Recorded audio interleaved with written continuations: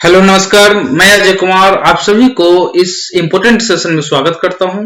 हम 20 GK GS के प्रश्न को देखेंगे जो आपके एग्जाम, चाहे वो बीपीएससी हो, बिहार एसएससी हो, एसएससी हो या रेलवे का एग्जाम हो, आपके लिए बहुत ही इम्पोर्टेंट ये 20 क्वेश्चन होंगे। यदि आप हमारे चैनल पर नए हैं तो निश्चित रूप से इस चैनल को सब्सक्राइब कर ले, बेल आइकन भी दबा ले ताकि आने वाला वीडियो का नोटिफिकेशन आपको मिलता रहे। रोज रात 8 बजे हमारा वीडियो ये आता है जो 20 क्वेश्चन मोस्ट इंपोर्टेंट क्वेश्चन होते हैं जो आपके एग्जाम के लिए मददगार साबित होंगे। तो चलिए हम शुरू करते हैं। प्रश्न देखते हैं। प्रथम प्रश्न है, किस पंचवर्षीय योजना में, ठीक है, किस पंचवर्षीय योजना में भारत की कृषि वृद्धि दर सर्वाधिक रही है?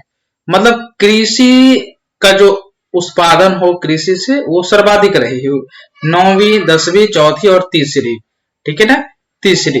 तो किसमें ये है? तो चौथी जो पंचवर्षीय योजना रही है उसमें कृषि वृद्धि दर सर्वाधिक रही है, ठीक है। चलिए अगला प्रश्न हम देखते हैं। अगला प्रश्न ये है आपकी स्क्रीन पे। अगला प्रश्न है, आबिद हुसैन समिति भी एक क्वेश्चन है दोस्तों। ये आबिद हुसैन समिति किस मंत्रालय द्वारा गठित किया गया है? 3-4 ऑप्शन है, योजना आयोग, वित्त आयोग मंत्रालय, उद्योग मंत्रालय, रक्षा मंत्रालय, ठीक है। तो इसका सही जवाब जो होगा 3 नंबर, ठीक है ना, उद्योग मंत्रालय द्वारा। और उद्योग मंत्रालय यह लघु उद्योग, ठीक है, लघु उद्योग में सुधार के लिए आबिद हुसैन समिति का गठन किया गया था, ठीक है। तो उद्योग मंत्रालय द्वारा बहुत ही इंपोर्टेंट है। चलिए अगला प्रश्न, रोज रात 8 बजे यह सेशन अपलोड होता है, आप निश्चित सब्सक्राइब इस चैनल को कर लेंगे और हमारे चैनल से जुड़े रहेंगे, ठीक है। चलिए अब अगला प्रश्न देखते हैं, गोल्डन हैंडशेक स्कीम किससे संबंधित है? ठीक है, हैंडशेक। तो यहां एक ऑप्शन छूटा हुआ है, तो लिखते हैं स्वैच्छिक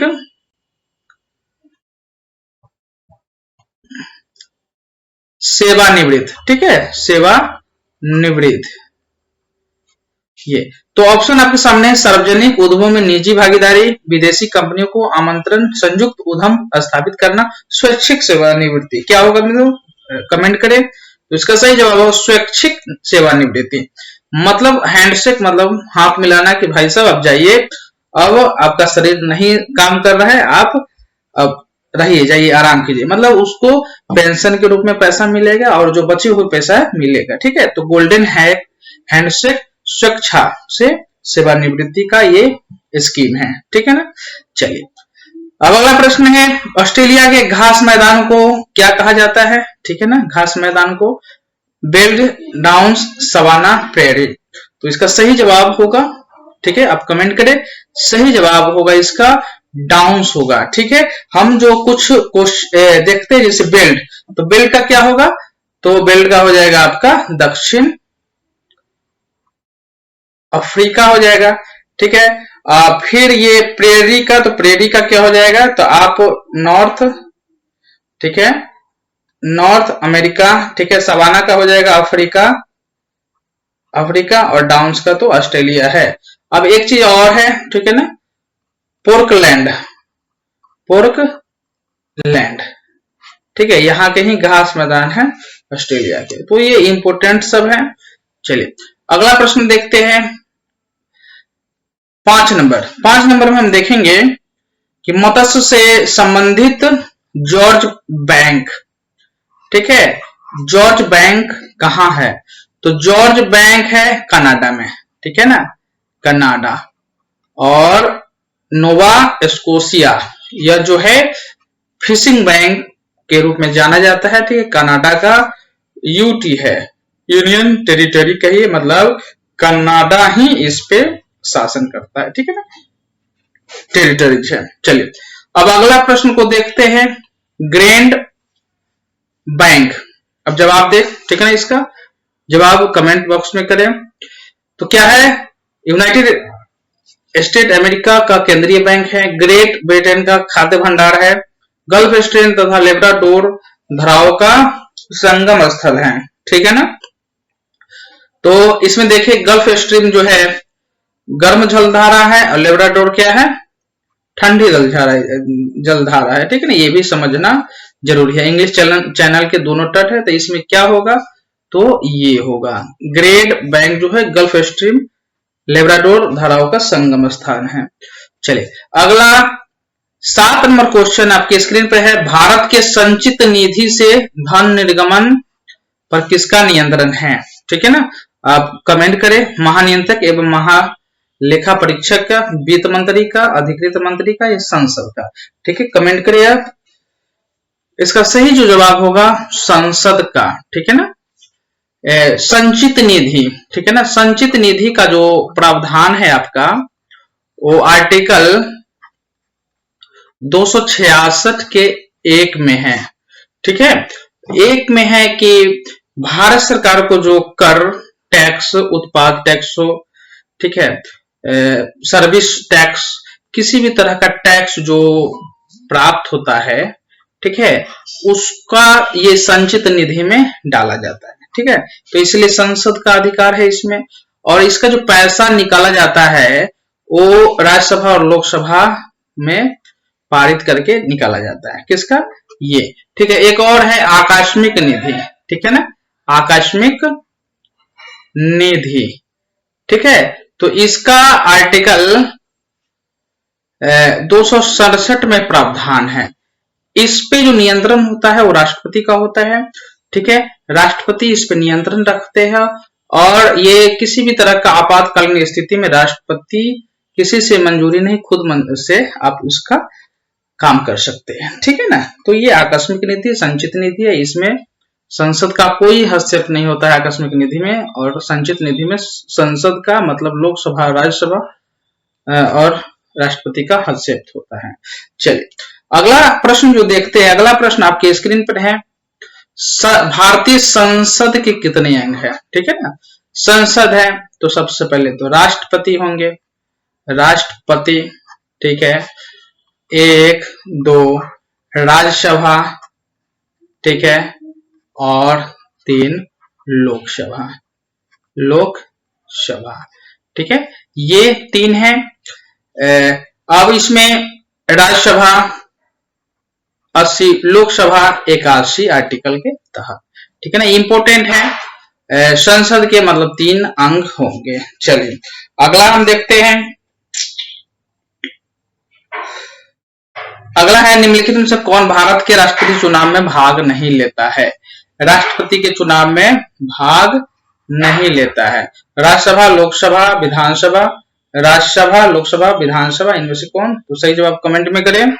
तो सही जवाब जो इसका होगा वो विधान परिषद नहीं लेता है, ठीक है ना, विधान परिषद नहीं लेता है।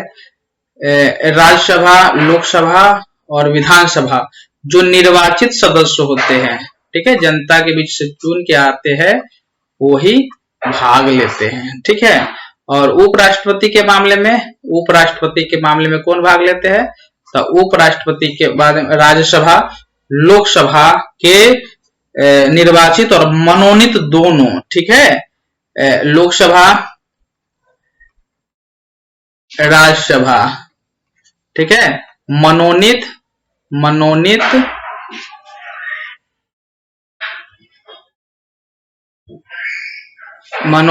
ठीक है, और निर्वाचित, दोनों भाग ले लेते हैं, ठीक है। चलिए इसमें विधानसभा, विधान परिषद के नहीं आते हैं सदस्य। चलिए अगला प्रश्न देखते हैं, भारतीय क्रांति की जननी, बहुत ही इंपोर्टेंट है, जननी, ठीक है, एनी बेसेंट को, सरोजिनी नायडू को, मैडम भिकाजी कामा को, अरुणा आसफ को, किन्हें कहते हैं आप कमेंट करें। तो सही जवाब हो मैडम भिकाजी कामा को, ठीक है, भारतीय क्रांति की जननी के नाम से जाना जाता है। अगर प्रश्न आ जाएगा Indian revolution, the father of Indian revolution, मतलब भारतीय क्रांति के पिता के नाम से कौन जाने जाते हैं, तो ये श्याम कृष्ण वर्मा, ठीक है। तो लिखेंगे क्या, the father of Indian revolution, ठीक है, श्याम कृष्ण वर्मा। चलिए अगला प्रश्न जो देखते हैं, भारत में जब क्रिप्स मिशन भारत है उस समय वायसराय कौन था? ये इंपोर्टेंट सेशन चल रहा है दोस्तों, आप अन्य ग्रुप में भी दोस्तों के पास भी शेयर करें। रोज 8 बजे मेरा ये वीडियो इंपोर्टेंट आपके एग्जाम के लिए रहेगा। चलिए, तो Lord Willingdon, Lord Amherst, Lord Linlithgow, Lord Wellesley. तो सही जवाब इसका होगा लॉर्ड लिनलिथगो। ठीक है, ये आया था जब तो थे। चलिए, भारत के राष्ट्रीय ध्वज का रूपरेखा, ठीक है, या आप इसे मॉडल कहिए, बनाने का तैयार किसने किया था? एनिवेशन ने, सरोजिनी नायडू ने, विजय लक्ष्मी पंडित ने, मैडम भिखाजी कामा ने। आप कमेंट करें, सही जवाब होगा मैडम भिखाजी कामा ने। ठीक है, एक और चीज है, ये फर्स्ट वुमेन थी, ठीक है ना, फर्स्ट वुमेन थी जो विदेशों में राष्ट्र ध्वज फहराई थी। मतलब राष्ट्र ध्वज जो फहराने का काम कहां पे? जर्मनी में इन्होंने किया था। ठीक है, ये इंपोर्टेंट वर्ड है। सेशन अच्छा लग रहा हो तो निश्चित आप सब्सक्राइब करें चैनल को और आगे शेयर भी करें। चलिए, आदि ग्रंथ यह सिखों का धर्म ग्रंथ है, धर्म ग्रंथ, पवित्र ग्रंथ, ठीक है ना। चलिए, इसका संकलन किसने किया है? गुरु नानक ने, गुरु रामदास ने और गुरु अर्जुन ने, गुरु गोविंद सिंह। कमेंट करें, गुरु अर्जुन ने। मित्रों, बहुत ही इंपोर्टेंट सेशन चल रहा है, गुरु अर्जुन ने संकलन किया है। चलिए, भारत में सहायक संधि का जन्मदाता कौन था? तो सही जवाब आपके ऑप्शन आपके सामने है, सही जवाब कमेंट करें। चलिए, लॉर्ड वेलेस्ली, ये सहायक संधि के जन्मदाता थे। चलिए, अगला प्रश्न देखते हैं। महाराष्ट्र का सुकरात, ठीक है, महाराष्ट्र के सुकरात के नाम से किसे जाना जाता था? बाल गंगाधर तिलक को, बिपिन चंद्र पाल को, फिरोज शाह मेहता को और महादेव गोविंद रानाडे को। तो सही जवाब आप कमेंट करें, सही जवाब होगा महादेव गोविंद रानाडे को। इन्हें दक्षिण का संत भी कहा जाता है, संत, ठीक है, ये इंपोर्टेंट है। अब एक चीज है, बाल गंगाधर तिलक, क्वेश्चन अगर आएगा बिपिन चंद्र पाल के बारे में कि बाल गंगाधर तिलक का बंगाल में सेनापति कौन था, ठीक है ना, ये तो बिपिन चंद्र पाल, ठीक है, बंगाल का सेनापति तो किसका? बाल गंगाधर तिलक का, ठीक है, बाल गंगाधर तिलक का, ठीक है ना, ये इंपोर्टेंट है। तो ऐसा क्वेश्चन भी आ सकता है। चलिए, अगला है, विश्व की कहवा मंडी के नाम से कौन प्रसिद्ध है? ठीक है, कहवा मंडी के नाम से कौन प्रसिद्ध है? तो साओ पालो, यह ब्राजील का एक सिटी है, ठीक है, ब्राजील का एक सिटी है, मेन सिटी कहिए, साओ पालो। चलिए, अगला प्रश्न, कहवा मंडी के नाम से जाना जाता है। अगला प्रश्न जो आपके स्क्रीन पर है, प्रकाश में ध्रुवन की घटना से यह सिद्ध होता है कि प्रकाश तरंगे है। तो प्रकाश तरंगे क्या है? अनुप्रस्थ, ठीक है, अनुप्रस्थ इसका सही जवाब होगा। और ये जैसे अनुप्रस्थ का मतलब, तो अनुप्रस्थ का मतलब क्या होगा कि मान लीजिए पानी में हम कोई ढेला मारते हैं तो क्या है, तो इस तरह से तरंगे इस तरह से बन के उबला खाबा आने लगता है, ठीक है ना, तो ये क्या हो जाएगा? अनुप्रस्थ हो जाएगा। और ये जब वायु की गति, तो वायु क्या एकदम सीधी होती है, सीधी हो जाएगी, मतलब अनुदैर्घ्य हो जाएगी, अनुदैर्घ्य, सीधी रेखा में गमन करेगी अनुदैर्घ्य, और इस तरह की होगी तो अनुप्रस्थ हो जाएगा, ठीक है, लॉन्गिट्यूडनल, ठीक है, इसका ट्रांसवर्स, ठीक है, ये तो ये हो जाएगा क्या? अनुप्रस्थ, प्रकाश का किरण का गमन रास्ता, तो अनुप्रस्थ, अनुदैर्घ्य, ठीक है। चलिए, अगला प्रश्न है, इलेक्ट्रॉन के खोज किसने किया? Thomson, James Watt, Galileo, Rutherford, ठीक है। तो ये 4 ऑप्शन है आपके पास है, तो इसका सही जवाब होगा थॉमसन, जे थॉमसन, ठीक है। इलेक्ट्रॉन का जे, ठीक है, प्रोटॉन का, तो प्रोटॉन का किसने, तो गोल्ड स्टेन, प्रोटॉन का गोल्ड स्टेन, गोल्ड स्टेन। और ये नाम किसने दिया था ये प्रोटॉन, तो रदरफोर्ड, रदरफोर्ड। ये दोनों में कंफ्यूजन होता है, आप याद रखेंगे। प्रोटॉन का जो खोज है गोल्डस्टीन किया और नाम दिया रदरफोर्ड। चलिए ये हो गया। अब न्यूट्रॉन, न्यूट्रॉन, तो न्यूट्रॉन का कौन, James Chadwick, James Chadwick, Chadwick, ये न्यूट्रॉन। एक चीज और है, मान लीजिए परमाणु के एक केंद्र में, तो केंद्र में जो होते हैं क्या, तो न्यूट्रॉन और एक प्रोटॉन, प्रोटॉन, ये दोनों मिलके जो होता है न्यूक्लियस, न्यूक्लियस हो जाते हैं, ठीक है ना। ये चीज आप ध्यान रखेंगे, न्यूक्लियस हो जाते हैं। चलिए अगला प्रश्न देखते हैं, अग्निशामक में कौन सी गैस प्रयुक्त होती है, ठीक है। तो हीलियम, CO2, CO2, सही जवाब इसका होगा CO2, ठीक है। गैस भरी होती है जो आग बुझाने में काम आते हैं। चलिए फलों को कृत्रिम रूप से पकाने के लिए कौन सी गैस का उपयोग किया जाता है कृत्रिम रूप से, इथेन, एसिटिलीन, प्रोपेन, मीथेन। तो सही जवाब होगा एसिटिलीन का।